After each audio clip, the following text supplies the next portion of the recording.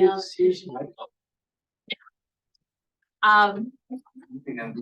thing I want to do is introduce Michael Smith. I don't know, do you call you Mike? Okay. Mike, do you want to introduce yourself and tell us a little bit about you? Yeah.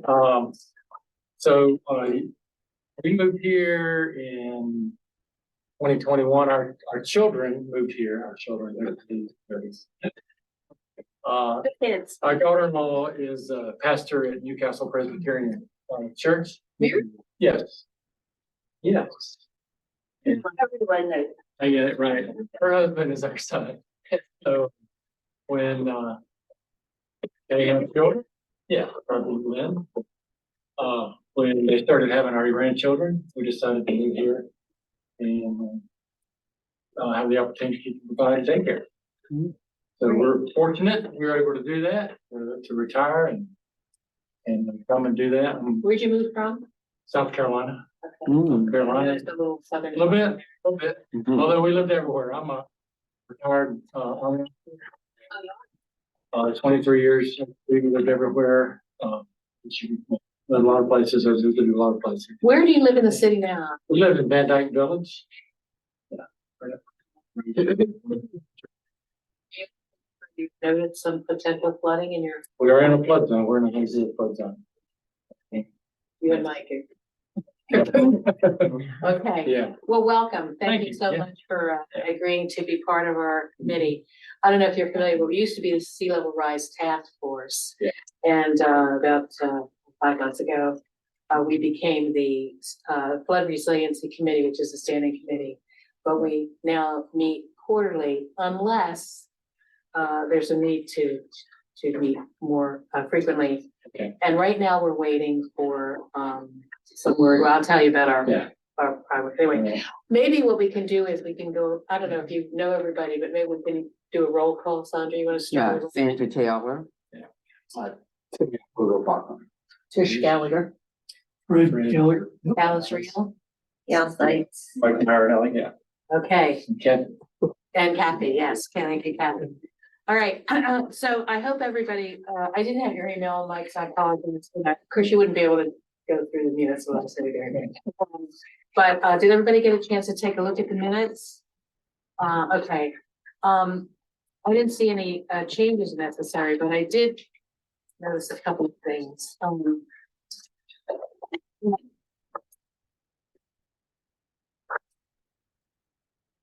This, during discussion, Council President Saturday. I'm sorry, what page? This is on page 2. It's not really something you need to worry about. I just wanted to. You said it needed which is probably going quickly. This reminded me that sometimes since we're now a flood resiliency committee, standing committee, sometimes there are things going on in the city that we probably should be aware of that we're not aware of. Maybe Denrec's doing something, or there's some, like for instance, I noticed that on some properties on the Strand have built their own riprap thing there, and other people have put fences up that hold back at least some debris, if not the water, and maybe the water if there's too much debris.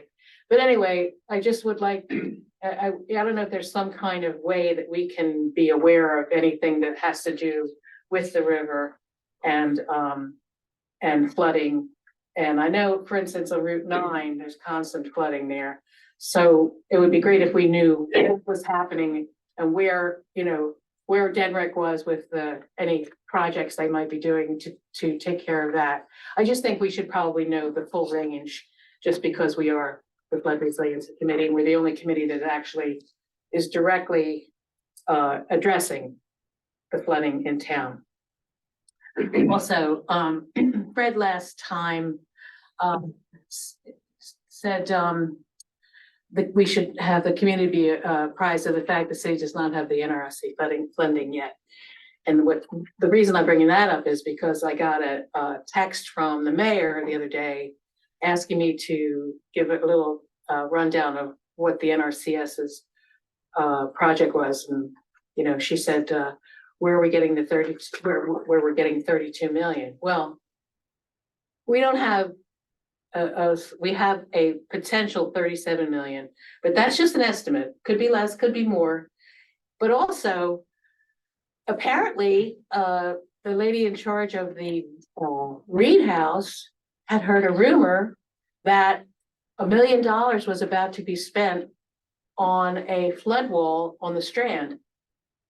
Now, I don't know where that came from, but all these rumors flying around made me think that maybe I should be more communicative about where we are and what we're doing. And so there's not these rumors that, you know, something is happening and nobody knows what it is. And, you know, as we said before, nothing happens without the input of the community, the stakeholders, the officials of the city, perhaps even of the county, I'm not sure.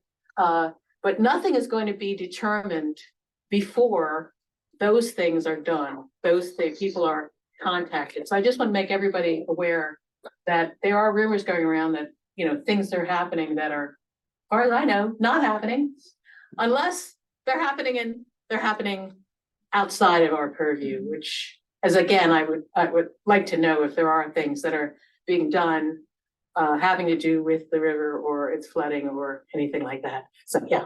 Alice, how do you think that will be communicated to us? I don't know. I'm hoping that Suzanne heard it. She's my cell. I got copied on the same email you did from the director of the Reed House, and that was the first I'd heard that rumor, so. Yeah, it's crazy. But, you know, maybe what I could do is, I don't know about the officialdom, you know, the DENREX thing. They have, no one's been in touch with the city, Okay, all right, to my knowledge. okay. No, I don't mean about the Strand flood. No, but I meant in general. Route 9 or anything. And I think we're all in a holding pattern till NRCS gets their budget approved and can move forward, right? Yeah, yes, right. Well, not the budget approved. That won't happen until after the planning process, because No, I meant the federal budget so that they can spend the money to hire the contractor. I don't think we're waiting on that. Oh, I think what we're waiting on, that would have been in October. But they still haven't passed a budget. We're still on a continuing resolution. And depending, the federal budget I'm talking about, and depending on the terms of that continuing resolution, they may or may not be able to initiate new projects. I haven't heard that. Ann Baldwin did not say anything about that to me, about there being any kind of contingencies. And I mean, it depends, like I said, it depends on the terms of the continuing resolution and the terms under which they committed to this project. So Well, Andy would obviously know more than I do. Well, I think it's the difference between, let's say, the infrastructure bill, which has projects that are still being approved through that, but it's already been, the bottom line has been approved, or other things would have to be line item approved. I don't think we're line item approved, but I'm not absolutely sure about that. My sense is that this is part of a large sum that's sitting there waiting for people to take it out. Oh, somebody here knows better than me though. So anyway, but that's my impression from Ann, that it's not contingent on it. Okay, and so if you hear of anything, though, let me know. Okay. So, but I think maybe do update after a meeting or something like that, and to let people know that there's nothing to have been determined yet. That if you hear any rumors, they're probably wrong, but let me know and get it sorted out. Anything like that?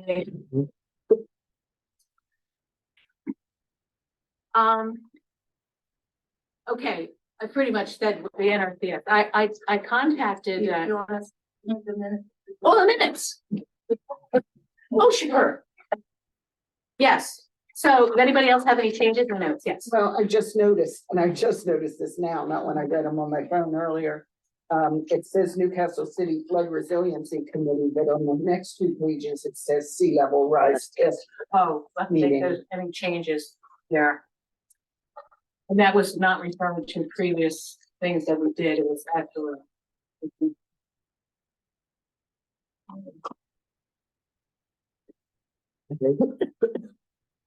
Where are you looking, Tish? Where? At the top. The header. Yeah. just existed Yeah, and, yeah, and okay. it didn't get changed, Yeah. so. Okay, that's good. Okay. We can make with that small change if there's any, if no other, changes. Anybody wanna, move that the minutes be accepted? Okay, all those in favor? Aye. Okay. Thank you, Gail. Okay. Yeah, right. I emailed, Anne last week and, she wrote back to me and said, that, she doesn't have any update and she really appreciates our patience and she will try to get it going, in a quicker. So I heard from, Chris Rogers, at another meeting, a different meeting that, his boss, who's the head of, AECom, who I don't remember his name, I apologize for that. But anyway, he had a conversation with Anne, like in January, and Anne had been not feeling well and apparently had been out for a little while. So that may have delayed it a little bit. But from what I understood, they had contracted all those planners. Remember that, I don't know if you remember this part, but she said they had to contract with planners that would be then on their sort of list of approved people. And then, once they did that, then they'd be able to pick a planner for our situation. I do believe that before any of this starts, though, we're gonna have to get some signatures on some things. So, I don't know either. But all that. And send you anything that we need to sign off on, just let me know. I will. And I'm gonna, have another excuse to contact her too, because of our new administrator, so they'll put her on the list, starting at the end of March anyway. Okay, so, does anybody have any questions about that? I was just looking at the minutes from the September meeting where she attended. And at that, she said she estimated work would not begin any sooner than May or June of Right. 2024. Yeah, that's true. So I Yeah, guess well, we're still on that schedule. Yeah. Yeah, but I was thinking that we would be at least notified who the planners Right. might be and set up meetings and things like that, so. Anyway, she said she's gonna get into it. Now, Kevin, Donnelly from the Conservation District will be here. He's gonna be a few minutes late, he told me. So, let me tell you about, my discussion with the fellow from Hoboken. If you remember last meeting, there was an article about Hoboken and how they were addressing flooding and how they had built cisterns in the city that were taking in water during the worst kinds of flooding and then pumping it out when they could. And I spoke to the guy there. His name was Caleb Stratton. He's kind of their head of flood resiliency in Hoboken, and they've had a big problem.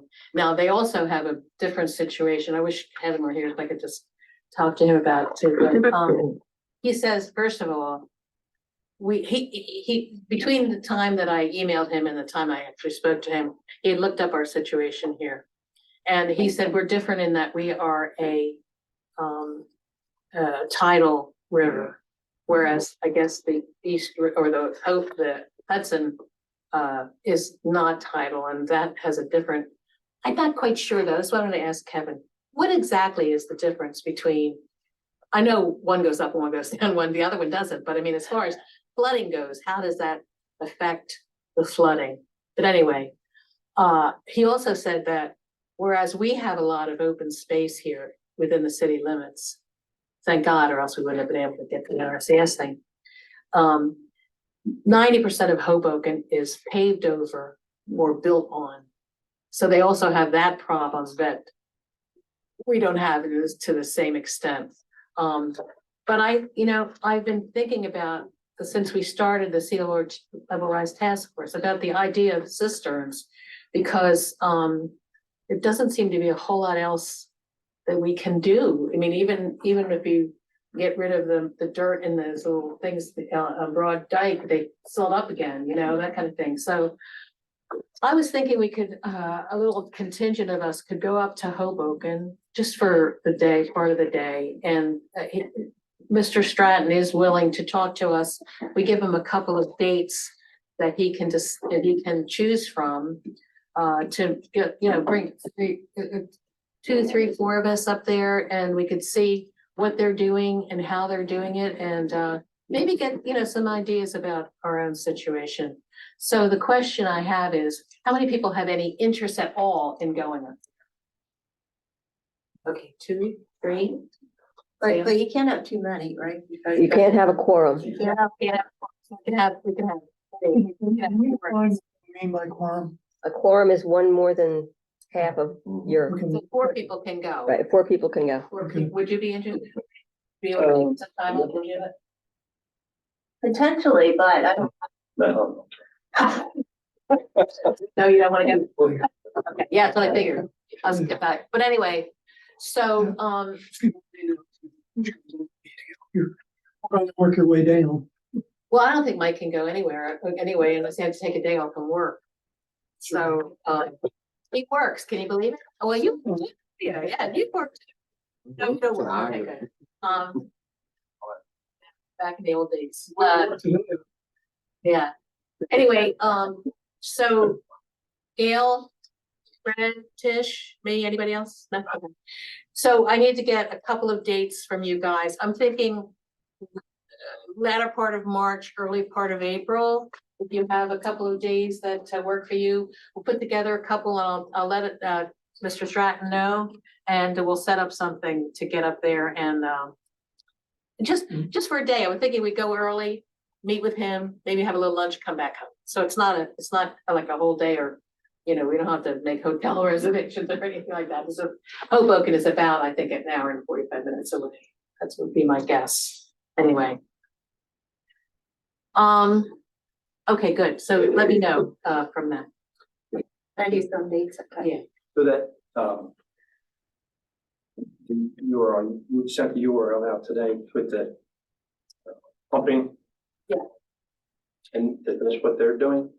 Yes, they built cisterns under their parks and their playgrounds and things like that, so that they have some place to hold the water. And according to the article, it used to be like, the news crews would come the day after the flooding, to see, how awful it still was. And they came back and it was gone, and they're like, what happened here? Well, the water was all placed into the cisterns, and then when the water goes down in the river, then it's pumped out into the river again. See, that's the thing, the river gets high when there's a flood, when there's a weather event.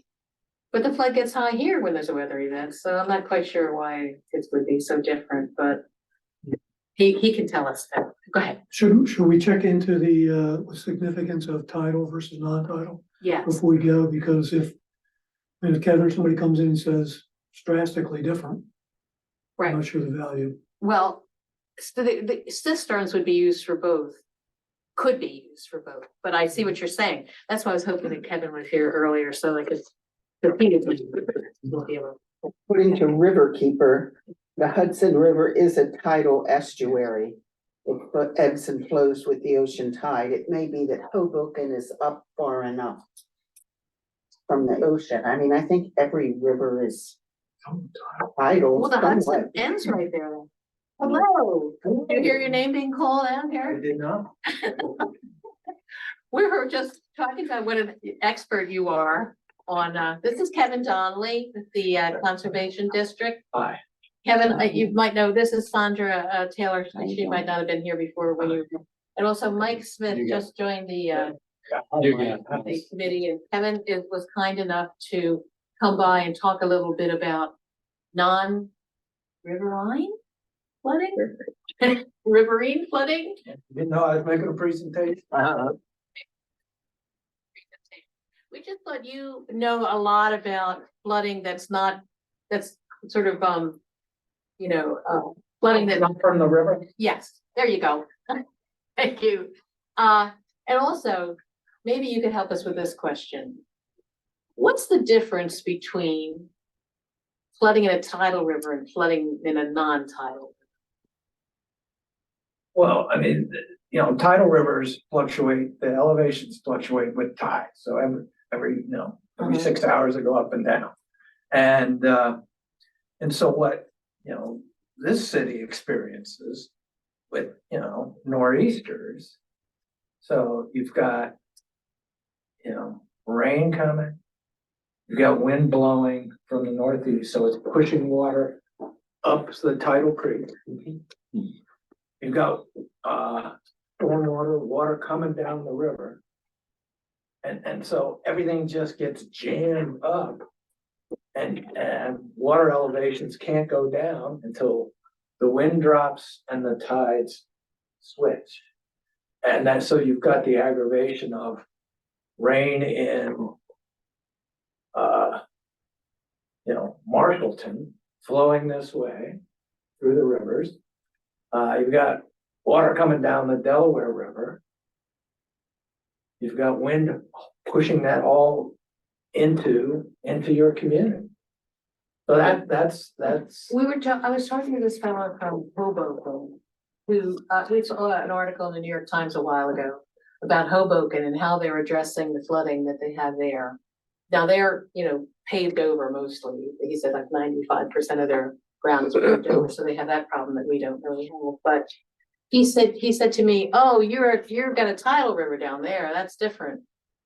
How is it that? How does that manifest itself between his flooding and our flooding? Are we worse off? I thought he implied that we were better off. Well, I think it's more challenging because, non-tidal flooding is, without nor'easters, without high tides, you get a heavy rain, west of Newcastle. And again, everything will drain through the tributaries that flow into the Delaware River, raising the levels of the creeks that drain into the river. And so that is less complicated to manage. It's just a single event, not complicated by tides, which holds water in and keeps water from draining from those creeks.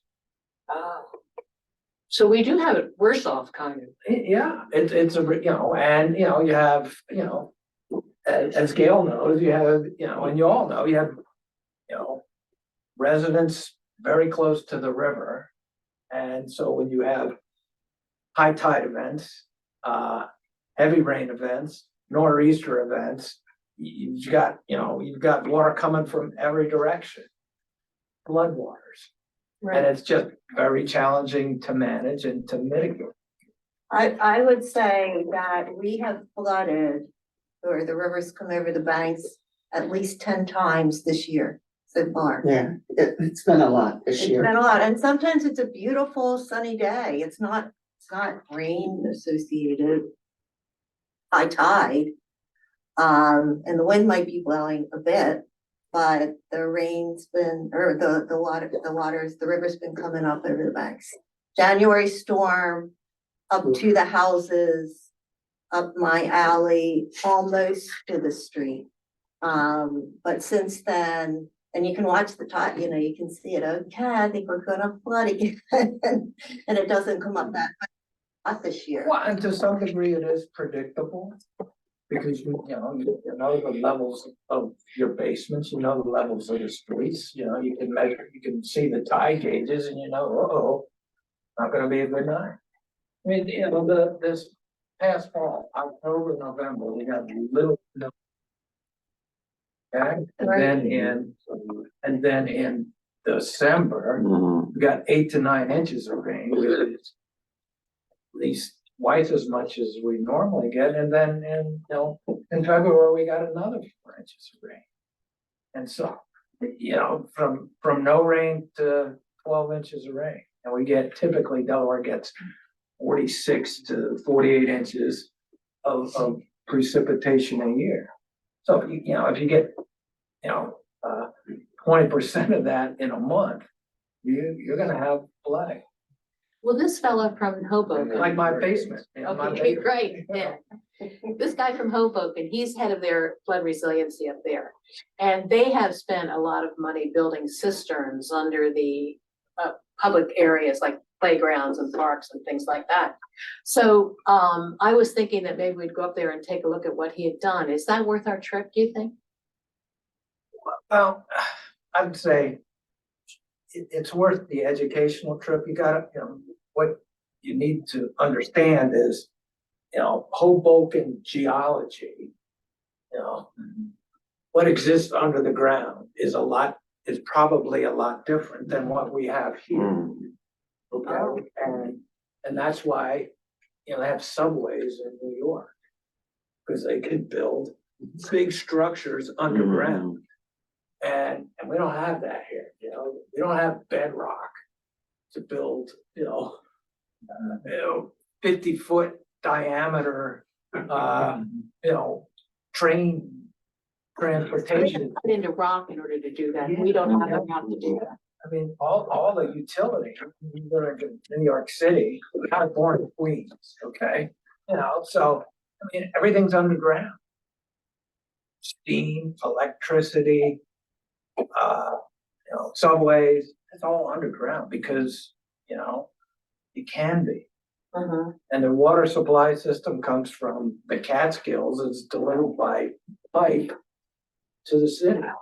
And that's why they have, you talk about water quality and, quality of the drinking water in New York City, it's considered some of the best in the US. Yeah, I guess they're there. So soft, So, and that's because it's all, so, Do we have a big drainage problem here in town? I mean, how would you characterize our non-river flooding here? Is it a big problem? Will be a big problem? Not a big problem?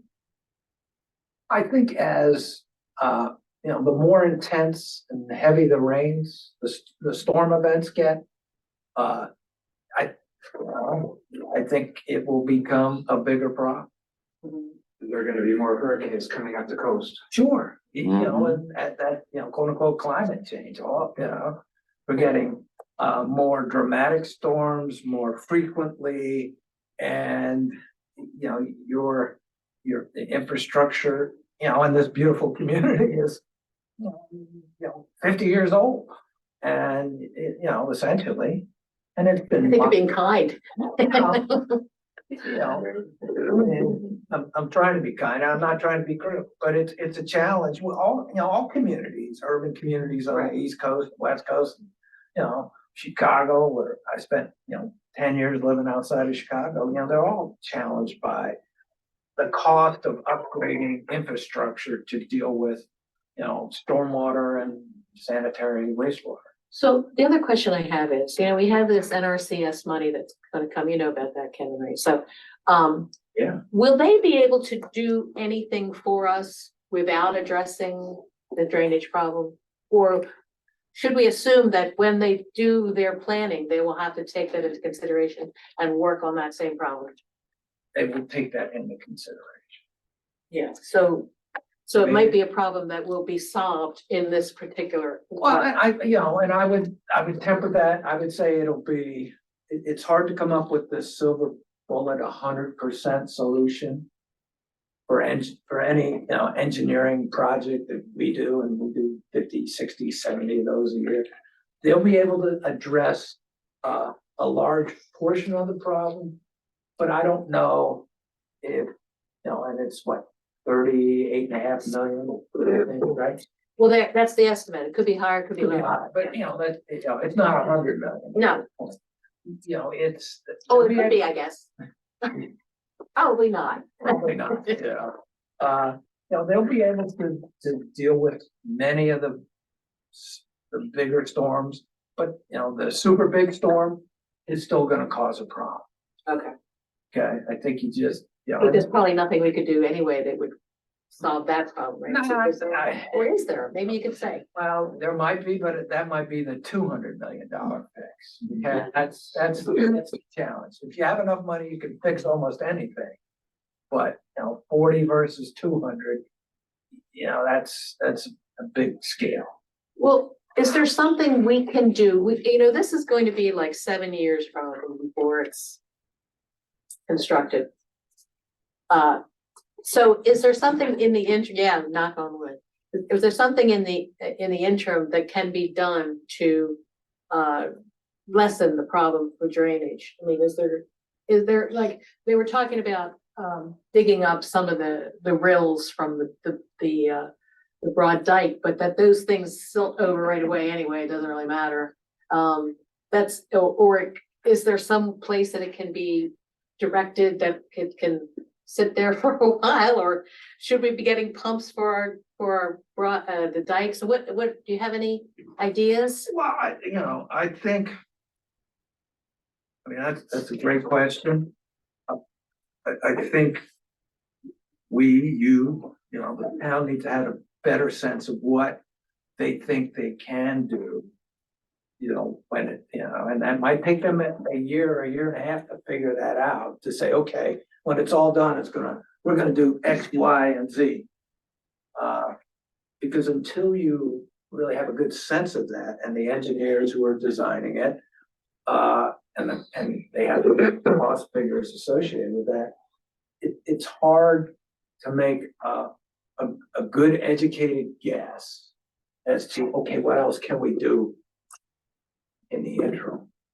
Okay, because otherwise, what you don't want to do, I think, to be responsible public citizens, you don't want to go out and spend money doing A, B, and C if in the end X, Y, and Z is going to take care of A, B, and C. But until you really know what they're going to do, it's hard. It's hard for me to say, oh yeah, go do this.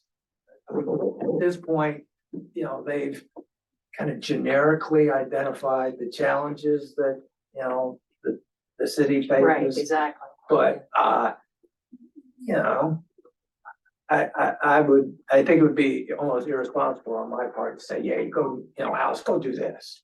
I think it's too soon to say that. I think you need to let those engineers do some work, and then, at The NRCS engineers, yeah. and as they're starting to do that work, you can ask those sorts of, you can ask those questions. Okay, you guys, you're going in this direction.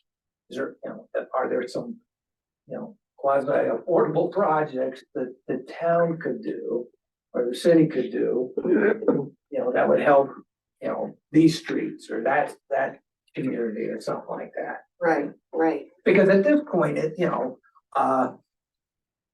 it's hard for me, because Delaware, we've not experienced a project to this magnitude done by NRCS.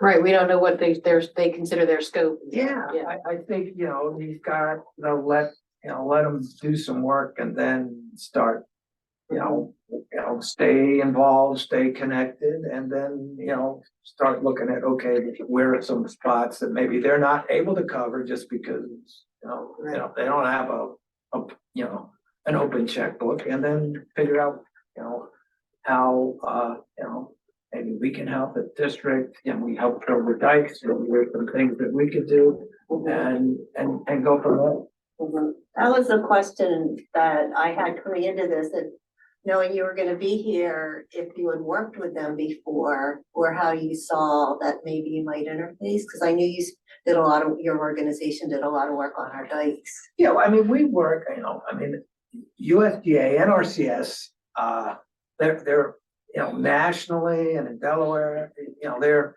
longtime partners with conservation districts from all over the country. Okay, and they have, I've got USDA staff who are in my building. Oh, cool. And they're, and they work mostly with agriculture, with farmers. That's their, principal mission. But they also have what Ann Baldwin, the engineer, brought to, and was very successful. And I was, I got to tell you how pleased I was on how quickly the consultant that they engaged was able to turn around some estimates for the town. That was faster than I thought it was going to happen. And then the good thing is now they've been successful in basically getting commitments for, you know, plus or minus $38 million worth of project work in the city. Yeah. That's wonderful. I guess That's we're, wonderful. yeah, I know. We're impatient, I guess, you know, for to see it start now that, it's been almost a year now since we Yeah. got the approval. Well, but I can share this, so the Conservation District, you know, over the past 20 years, we've done 2 big flood protection projects in Ellesmere with the US Army Corps of Engineers. Mhm. And it took 15, 10 years to get to the point where the first one even started. And then another 7 or 8 years before the second phase got started. So, you're gonna have to be patient, federal, federal wheels turn slowly, Yes, I know. I know. but I When think, people ask me about it, I say, "Hey, federal government." I think the good thing is what, we want collectively, you wanna make sure is that funding commitment is locked in no matter what happens politically next fall. Okay? That's why I wanted to start immediately. And Ann did say that once they commit to, do the planning process, that is that they are committed for the entire, run through the construction. So that's hopefully that won't change, And, and I would encourage, interaction with the congressional delegation. I did call them, yeah, and, Senator Cruz, yeah. Senator Carper, Representative, Yeah. and I've been in contact with them, but they didn't seem that interested, I have to say. But I'll do it again. Maybe it's just that. I was sent to some like secondary, third, tertiary person, But anyway, I think you're right about that. I need to do that again, just to let them know that we're about to start a project and stuff. Yeah, it's important to the city, we appreciate whatever you can do, to Right, help and right. just keep right, yeah, an eye out, make sure that yes, it gets delivered, Yes. because you know what the nation's funding situation is. I mean, there's all sorts of, and I would say legitimate concerns about how much we spend. So, let's just protect our little pot. exactly, Yeah. We exactly, gotta be a little selfish at this point. right. So, so what you're saying is we should, watch and wait, because I was thinking that if we have a drainage problem, as you said, if we have all these things coming at us at the same time, that would be a solution that addressed at least partially some of the drainage. coming Absolutely. down. Absolutely. It's just gonna be hard to tell people, 10 years from now, hopefully you're still alive. Well, yeah. When your house is. All built of us with protected. gray hair. Right, yeah, because, and I don't think, I think that once the planning process begins, there will be people who will be talking about their own, remember when, our first meeting, Nancy Koenig came and asked us, aren't you gonna be concerned about the drainage in my house, So I'm sure that there will be people who will be, talking about it at the meetings. Anybody Well, else? sure, and I mean, we're all impacted, all of us who are impacted, it all becomes down to, okay, what about me? Sure, And, and again, USDA is gonna be, this project is gonna look, across us and the community, but in the end, there might be some improvements for me and my neighbor and everybody on my street if this gets done. And you gotta stay engaged, but you got, and it's hard, you gotta have realistic expectations about what's gonna happen and how quickly things are gonna Right. happen. Kevin, did you see the recent article in the New York Times about subsidence along the East Coast? I read the New York Times, I don't think as diligently as you do, so no, I did not see Well, that. I think it was like 3 days ago or something. But anyway, they were talking about subsidence along the East Coast, and they were specifically concerned about Boston. Boston built up, their original land was a lot less than it is now, and the part that they've added is falling into the. And also, across Delaware, and into Maryland, big time subsidence. And a lot of it has to do with the loss of the aquifer, the water, if it's being pumped out, for various reasons, including drinking water and, farming and that kind of thing. Irrigation, yeah. Yeah, so they were saying that this is going to be a really adding to the sea level rise in that, the ground is going down and the water is rising, so it might not even, I know that FEMA has like the worst possible scenario, but that might be looking a little closer to the reality now, for a lot of communities. And, it was interesting who was not seeing too much subsidence, and that was Florida. There wasn't a whole lot going on there, but like, Charleston is falling into the sea and that kind of thing, but it was a really interesting article. It's just sort of like, gave us, a little more information. We'd heard this before, from various sources, that the subsidence was also adding to our concerns in this community, but there it is all over the Delaware Peninsula. Well, and again, go back to your question about Brooklyn.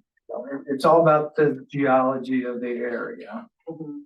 And, you have an expert organization at the university, the Delaware Geological Survey, who track water usage, who track, aquifers. So at some point, you've got questions like that, I can put you in touch with DGS, is there, Delaware Geological Survey. They're a wonderful, they're a real technical, science-based organization. But they track stream flow, and they operate weather stations up and down Delaware into PA. So, they'd be they'd be a good group to come and talk to you about Absolutely. subsidence. Yeah, thank you for that. The geological, Yeah, Delaware Geological Survey. okay, survey, okay. I'm sure I can find it, but if you have somebody in particular that you Yeah. think would be a good person to talk to, that's great. Okay, does anybody else have any questions for Kevin? Does the conservation district do any projects in the city thus far? Well, I mean, we rebuilt the dikes. Okay, and that was 2013 through 15. That was when they were raised, right? Yes, Yeah, okay. 8.5, I guess. After Sandy. Yeah, after Sandy. Mhm. And RCS's plan is to raise those dikes some more. Right, Okay, yeah, and then maybe fill in where. between them, yeah. Between them, Yeah. yeah. So, we, those were, that's $7 or $8 million worth of project there. We've done small projects, in town.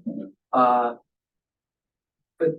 typically, they, just when project work, us, if you had a drainage problem, let's just say you reached out to your local legislator. It might be Senator Poor or Senator Jerry Brown or Representative Cook, I'm not sure where you live. And oftentimes, they'll call us. They get, and what was your name again, sir? I'm sorry. Mike Marinelli. Mike Marinelli. Mr. Marinelli has a drainage issue. Can you go out and look at his property?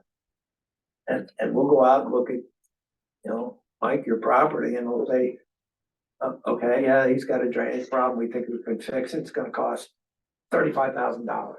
Put in the fix. And, the conservation district will put in some funding. We'll send them a letter and say, hey, this is how much it costs, and they get any legislator, they'll get dozens of, requests for their funding, and they can only fund so many, but they'll say, okay, we want to fund Mike's.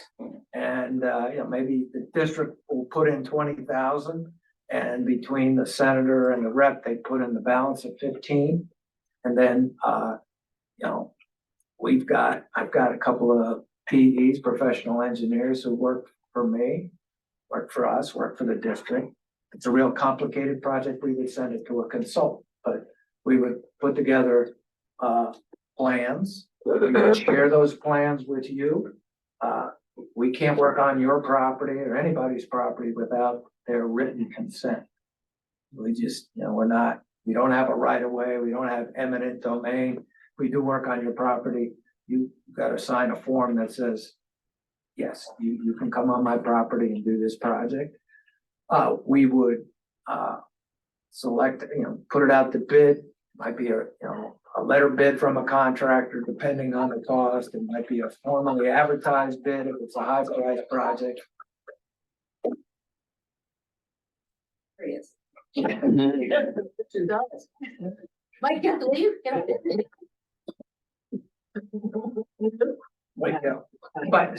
But we would put it out to bids, make sure the contractor has the insurance, we'd have a contract, the district would have a contract with that contractor.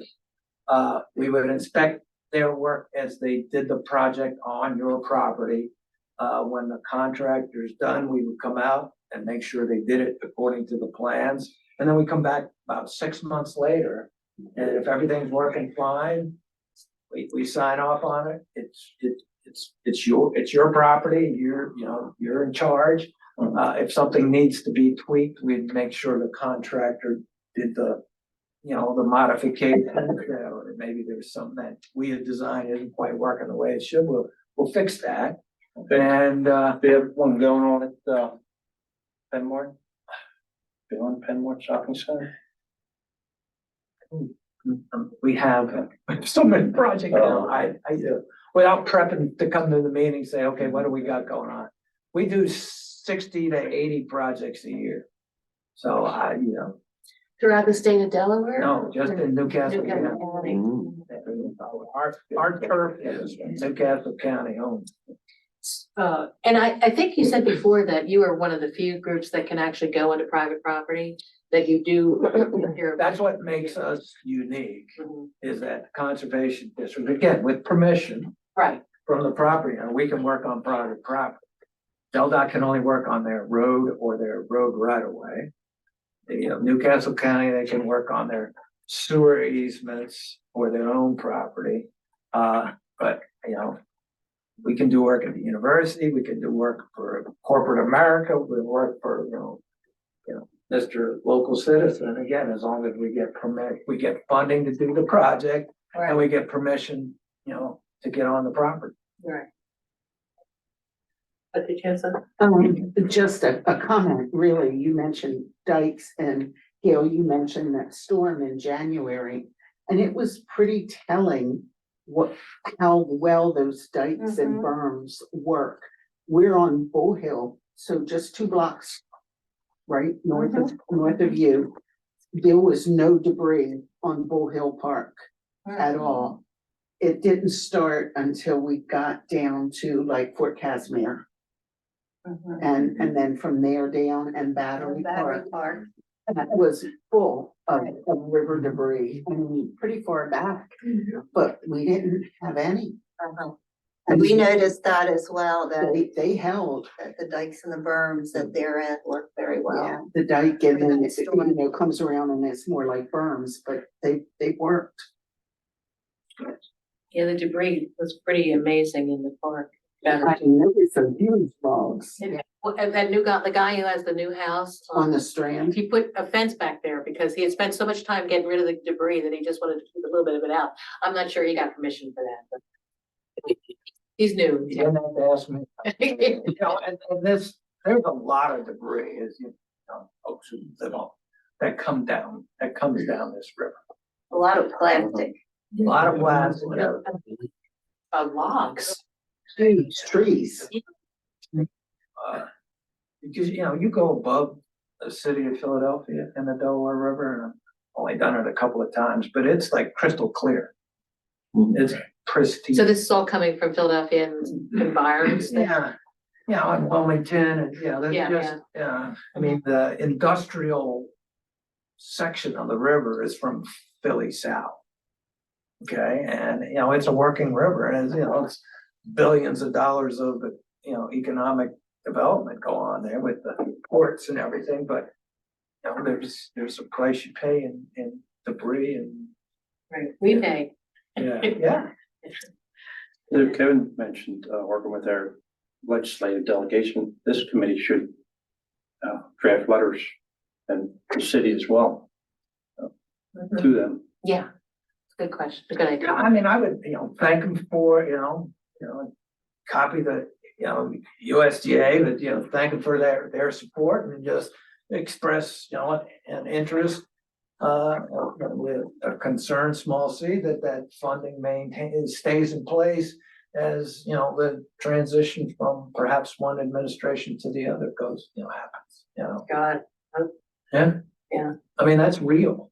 it is, it's political football, could be, I suppose. Well, I mean, in 2009, the state budget, I think it was fiscal year, maybe 2009, funding that we had basically had been appropriated to the conservation district for projects, and lots of other agencies got impacted too, but I mean, we lost almost a quarter of the funding we had for projects, just because, the state's, experiencing financial, catastrophe or difficulty, they gotta do It's like something. 2008, around, Yeah. the Great Recession. Yeah.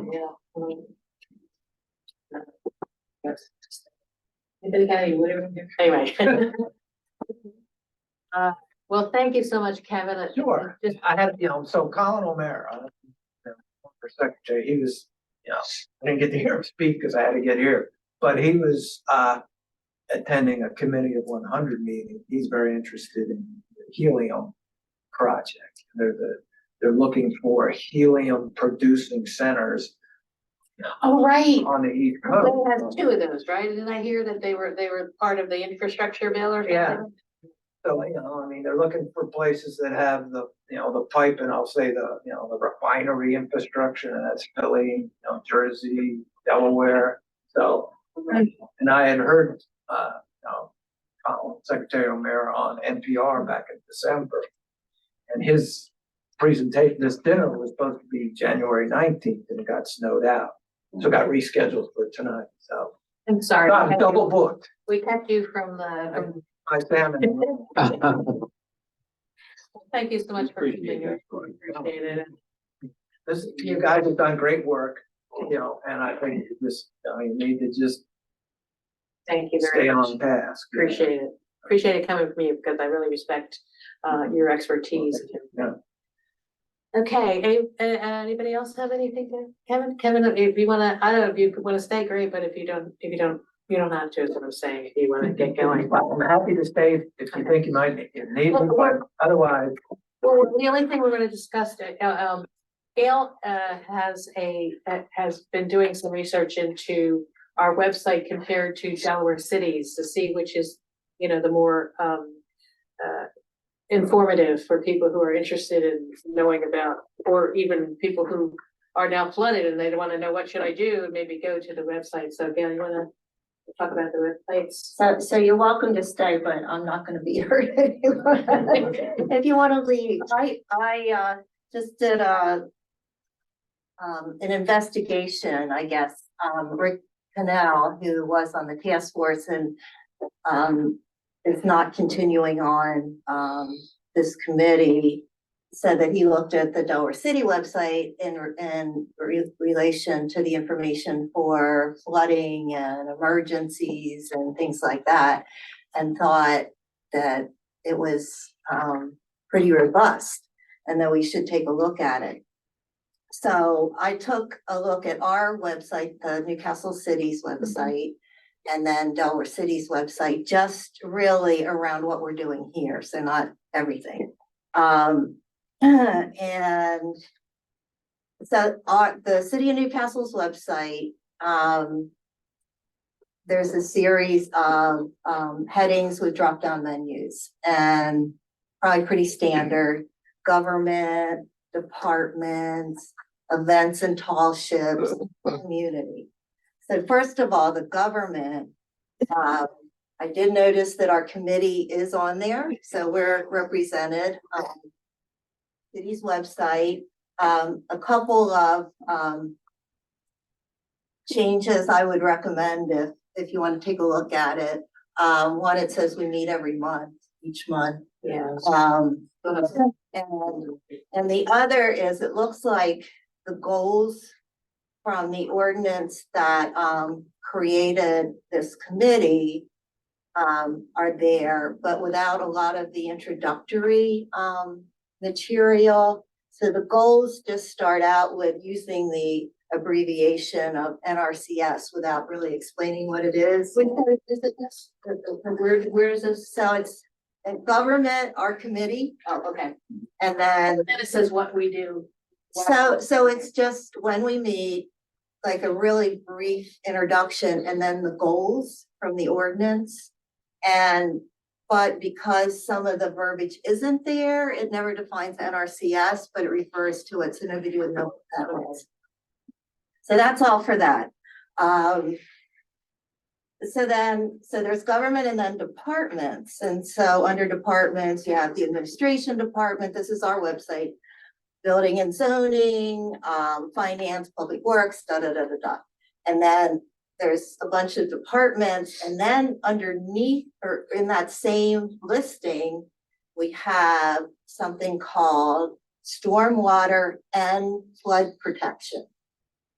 But when you go into it, it's a drop-down menu. It just seems like a hodgepodge of different things. So it starts out with a water pollution hotline that you can click on. Then there's a link to the Resilient Community Workshop document that we started looking at, the 2018 study.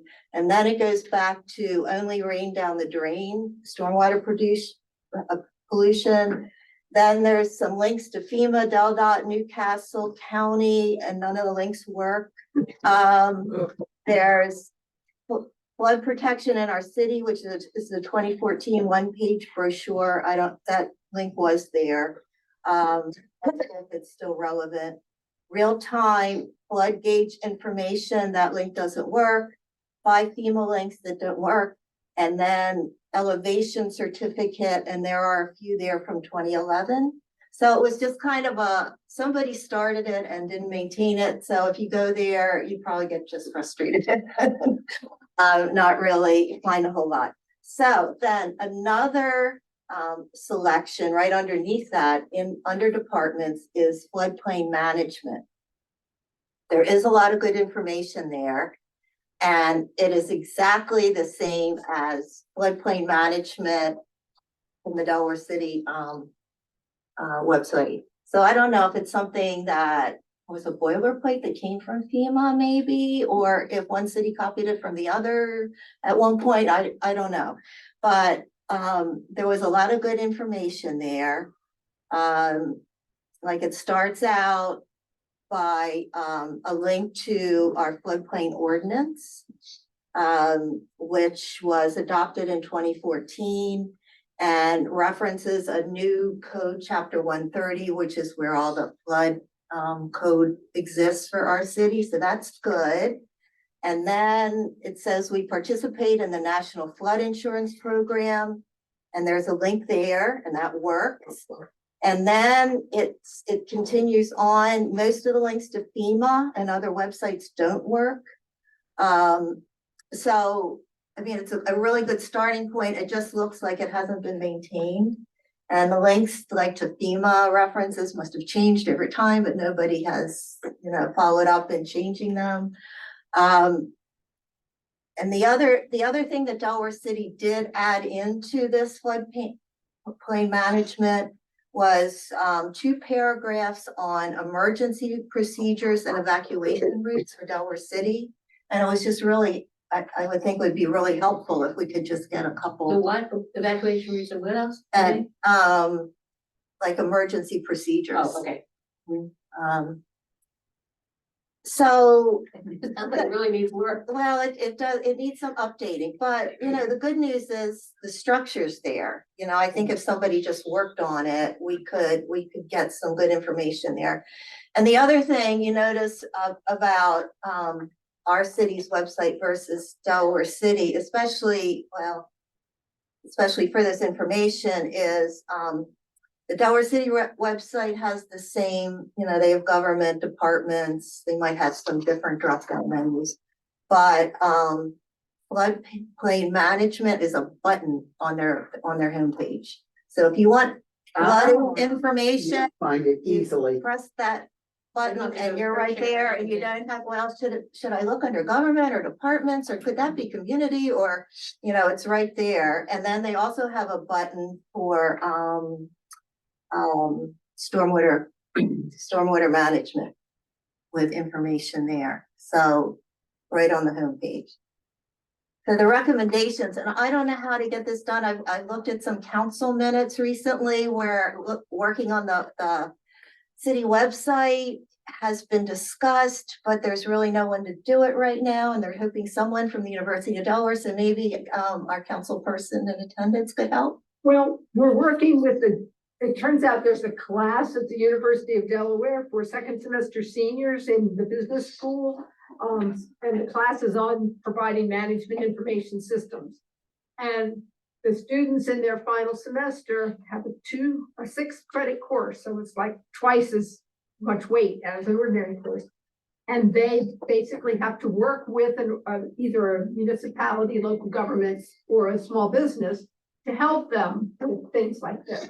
And we've gotten into that program through Margot Rain, the chair of the planning commission, who also teaches in this business college there. So we've met twice with this group of students. We meet weekly. They go through what we want. Now, the first priority for them was we asked them to put together a link so people could drill into building projects.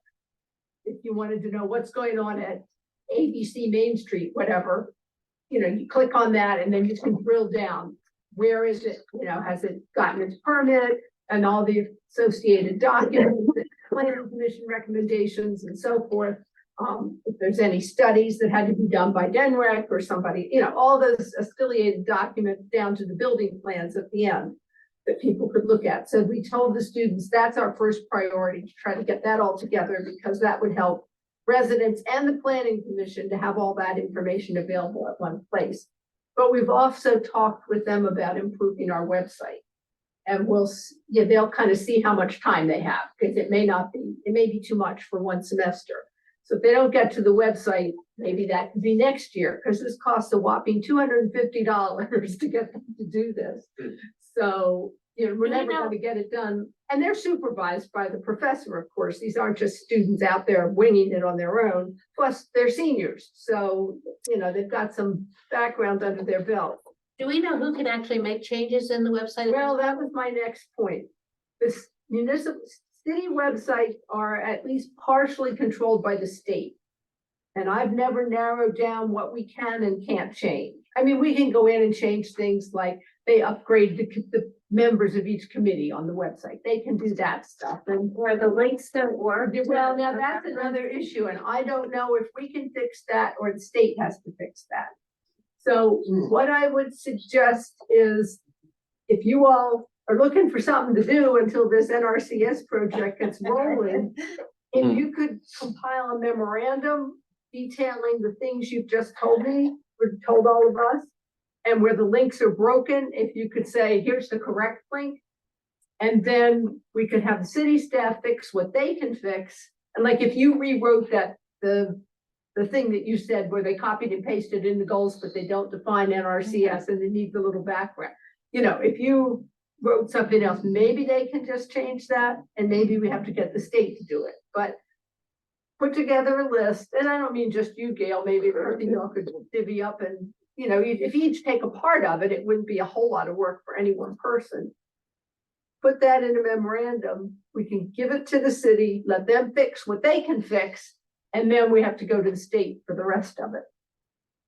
All right. So that's a potential project for y'all to keep you busy and pull NRCS fix it. And would we work through you or someone specific? So you could start with me, and if it has to, once the city administrator's in place, she may want to become involved. She's going to be pretty busy for the first month or two, at least, getting her feet on the ground. So, yes. It has the Department of DTI, Department of Technology and Information, and they're like the masters of the computer domain, and so maybe like you were saying, at some point some of what changes you want to do on your website as to get Yeah, their blessing. I've just gotten the name of our contact in that organization because the students were asking technical questions, does it have the capacity for this and that? Right. And I didn't know, and I asked, we have an IT consultant who like sets up email addresses and manages all that stuff for us. And he didn't know because it's the state jurisdiction. So I put the students in touch with this woman at this department in state, because there's no point in somebody else being a go-between. Just let them ask their questions, especially a non-technical person like me, they'll understand if they just talk directly to each other. So I suspect we'll be doing the same thing at the end of this. As I said, I don't know the breakdown between what we can do and what we can't do, but we can start. All right, so we have a start. So now you wanna put the lead, take the lead on that stuff? And Sure. if you need some help, just let us. All right. And I'll figure out a way that we can maybe divide up some of the work. All right, does any of the other, committee members have anything they wanna add, they wanted to bring up this month? No? How about the agenda for the next meeting? We'll probably be talking about the website. I'm thinking it would be May 20th or May the 3rd Tuesday in May. Is that okay with everybody? With the idea that if we hear from NRCS before then, you might make a change in that. Is everybody available? Do you know? Or I don't know if I am. I guess I am. I'm not available. You're not available.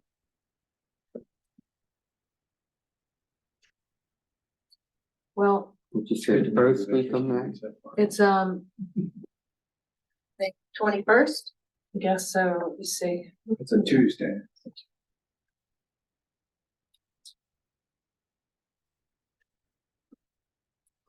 The 3rd. That would be the 21st. Everybody else available? I think so, yes. Geez, Mike. Well, that happens, so, and it may be that we change it if there's, stuff coming up, anyway. So the agenda, I guess, talk about the website, but also, talk about congressional outreach, maybe, if anybody wants to sort of tackle letters to the congressional delegation, I'll be doing that as well, we can work together on that. Are we still thinking about the Hoboken trip? Is that still something that it's worthwhile? I think it would be. I think so, because there was more that they had done Yeah. besides the systems. Right. I mean, that sounded really cool, but they did some other things. Interesting to see somebody else's, approach to it. I'd really like to see that. So let me know, if you have a couple of dates. Well, in New York City, they deal with, they've got, storms, Sandy hammered them as well. And, they've spent, tens of millions of dollars, so I think it'd be very educational to see what they've done. I wonder what their budget was too, because to do all that stuff in the bedrock under I just must be astronomical. Okay, so that'll be, we'll have been there and gone and back by that time, and that'll be something we can talk about as well. If anybody else has anything they want to put on the agenda next time, let me know. You don't have to tell me right now, but if you have something that has come up that you want to talk about, that'd be great. Okay, public comments? Okay. Since I guess we don't have a podium, can I do it from here? Sure. You have Okay. to say your name and your address. Uh-huh. Bill Gross, 1301 13th Street. As a suggestion, because I sat on the committee when WMAPCO was doing their meeting sessions and different things, I'd reach out to them because they committed that any area that they touch, they would clean out storm drains or anything associated with improving drainage in that area. And 3 countries, I mean, I haven't been living here long, but 10 years. I've never, ever seen it every real rain. I've got pictures. I mean, it's all the way up to the door where it was only where the shop was and like overflowing from the bridge. So it is progressively, getting worse. So that was one thing. The other thing is kind of what you had touched on, as far as letting people know, because there's a lot of people in our group, Newcastle Matters, that keep saying, when are they gonna start? When are they gonna start with, fixing the flooding? And I keep saying, kind of mirroring, Council President Souter with, the budget. I honestly have said, and I'm gonna continue to say, they're not gonna get anything until possibly midsummer to fall, and shovels in the ground, 5 to 10 years. And people, for some reason, think you say something, it's gonna magically, they're gonna have backhoes here tomorrow. So that obviously it's not realistic, but I would, in any kind of website posting, just as an update for that, I'd let people know. And thank you, Kevin, for coming. It's always informative. Thank you. Hey, Okay. Bill, can Thank I you. ask you, so you said, well, Matco will come back and clean up? No, any area that was discussed for them, their scope of work, whatever area that the city and Wilmapco comes together on, they will do the drainage. Like they were talking about even going as far down as Buttonwood on some of the road and stuff. They committed that whatever they touch, I mean, they're not gonna go into an area and clean the drains, but whatever they touch project-wise, they did commit to That's fixing. part of the project you're talking about. Correct, Yeah. correct, thank Okay. you. And what projects have they done? How do we find that? They haven't yet. From what they've told me, and I've called them a couple times in the last 4 months, they're waiting between the state and our city government to put their heads together. Because I think from the meetings, the public meetings, I think they prioritized areas of work, including a big circle from 6th Street and that area. So I think that's how it was to go, but they just need a push saying, we're interested. We want to move ahead. How do we do it? 6th and Perry cutoff, right? Right Correct. where all that Flooding is. is. And that's why I had suggested, as being one of the committee people, that we actually start there. Because if they're gonna work on drainage, it could spill even as far as over to where the what Bill Emery had said with, the bridge and the overflow there, which goes all the way down now 2-3 countries and almost to the dialysis building. Yeah, it also affects you guys, right, in Van Dyke, is that Broad Dyke? That's Yes. Broad Dyke, right? So that's the same, at least part of the body of water. Yeah, so thank you for pointing that out, because that would be a great place to start, because they're gonna hopefully take care of some of the drainage issues. You got a question. Who is this organization? You're Wilmapco. We're familiar with Wilmapco. This is part of their Could you spell that? Or- WILMAPCO. Moving to Think, right, the Wilmapco? area of something, Metropolitan Arlington. area, Right. community. It's an acronym. Yes, But an the acronym. other Thank you. thing is, my understanding of the process is, since this road, the ferry cutoff, is a state road, the city does not have jurisdiction on that road. Right. So Wilmapco makes recommendations. The city accepts their recommendations, which we've So done. we're talking Del Dot, And really. then, once the city has accepted the recommendations, they pass it on to Del Dot, and Del Dot puts it on their calendar. Yeah, good luck And with it's that. like there, Like that. 5 years. Right after Route 9 gets taken. But yeah, time has been 10 years back to being out 8 years, they keep moving it around because it depends on the budget. Yeah. But, I mean, we talked about having another meeting to prioritize and get on Wilmapco and maybe try to get at least one of them bumped up on the Del Dot schedule. But all we can do is try. We cannot force DelDOT to do anything. Correct, but Okay, DelDOT hearing All right. from the city makes a huge difference. okay. Okay, you have comment, yes. My name is Patrick Pennell, not to be confused with Pennell. You're not related to Rick. No, I met him at a dinner party the other night, which was really kind of confusing. But, I and my wife I'm are, gonna give you your address, I'm sorry. I was about to get to that. Oh, We are in temporary rental at 411 Delaware Street. We are hoping to build a new house, starting within 6 weeks or so at 105 The Strand. We have bought the vacant 105 The Strand. so you're next to the new house there. Yes, Yeah. that's the You will be, I should Warren and think. Mary Grace Flowers Mhm. house.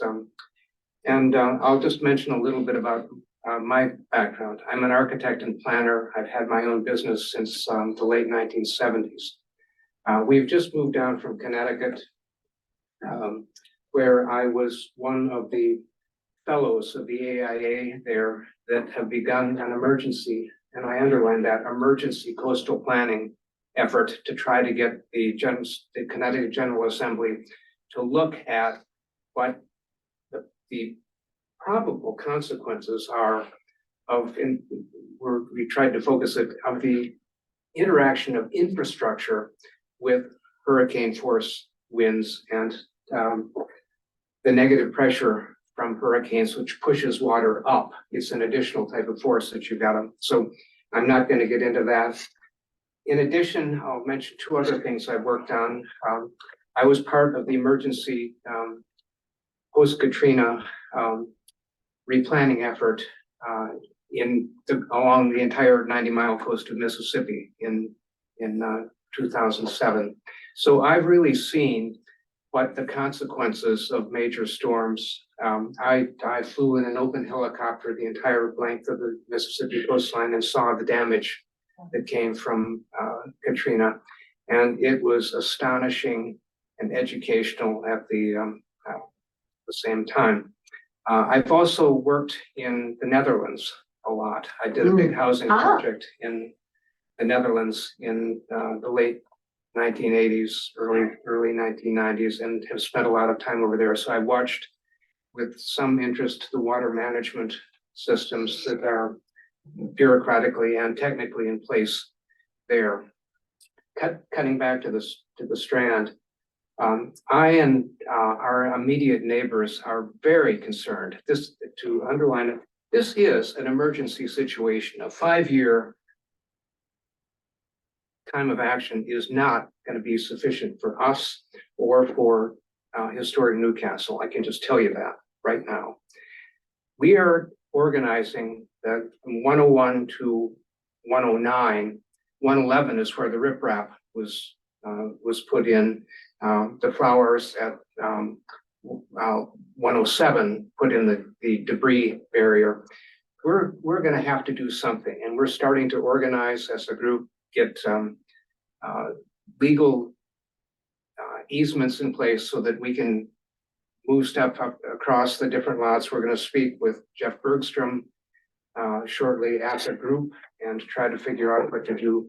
It would be hellacious to find out that we're doing something that is going to be paid for soon, but it doesn't sound like it's going to be paid for soon. This mysterious NRDC. There's not a whole lot we can do about that. Let's tell you Yeah, the truth. We're just so thrilled to get the money here. yeah. Well, I hope that Are you? Maybe that's where the rumor came from. it didn't come from me. No, I'm saying, somebody heard about it, but Yeah, just sort I of have. That's the first time I've worked heard on the details themselves or something.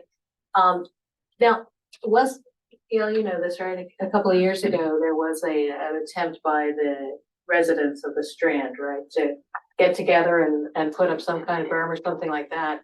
And at least one resident, maybe two, refused to do it. One resident, I understand, I don't know who, and this was the length of the Strand from the center eastward. I've not heard who the objector was to that. I have heard that same story. I don't have all the I can validate because we tried to organized as a group of private property owners. And, you know, as people moved in, moved out, you know, some didn't, you really have to have everybody agree to what you're gonna do, because you can't have a hole here and a hole here. Or And- from 107 downward, and then all the flooding goes to 105. Yeah. No, we did try. And then I became part of this group. And so we looked at you know, like a bigger picture so we could protect the whole city, and that's kind of where we are. And we have been through a feasibility study. We've been approved, we've gotten the money, but as we've been discussing, you know, it's the federal government, so it could take a while. So I commend, and we did try from a group of us. And Yeah, and we were involved. we Yeah, involved we- Kevin, this he is did real- studies We for us. met in his room and we got, Staff and I got yelled at, because we were trying to help. I'm happy to share what we had prepared. It's heartening to know, first of all, the existence of this group and the efforts that have gone on. It's disheartening. Timeline, It's a disheartening timeline. This Yeah. is an emergency. yeah. Why We've would been you buy a feeling that property ourselves that, here. Why would you buy a property that you're gonna build on, you think is not gonna be built in 5 years? Strand's a special place. The Strand is, the Strand is a special place, and Sure it is. the issues with water in the Netherlands are actually what make them coherent as a community. It's just flat out that. They learned about cooperation in reclaiming the land from the boulders. So the hope is that this will be an instrument for community, stronger organization that will lead to other things. In the Netherlands, I'll give you an example. They take pride in not having curtains on their ground floors, windows, because they want everybody to know we're open. We're part of the community. Well, that's, I hope you'll be coming to our meeting. Oh, then, absolutely. Cause it sounds like you've got a lot of information that, would be helpful to us. Okay. All right, I guess that's it for today. Anybody want to move that we adjourn? Make a motion that we adjourn? Okay, all in favor? Thank you very much. Kevin, again, thank you so much for being here.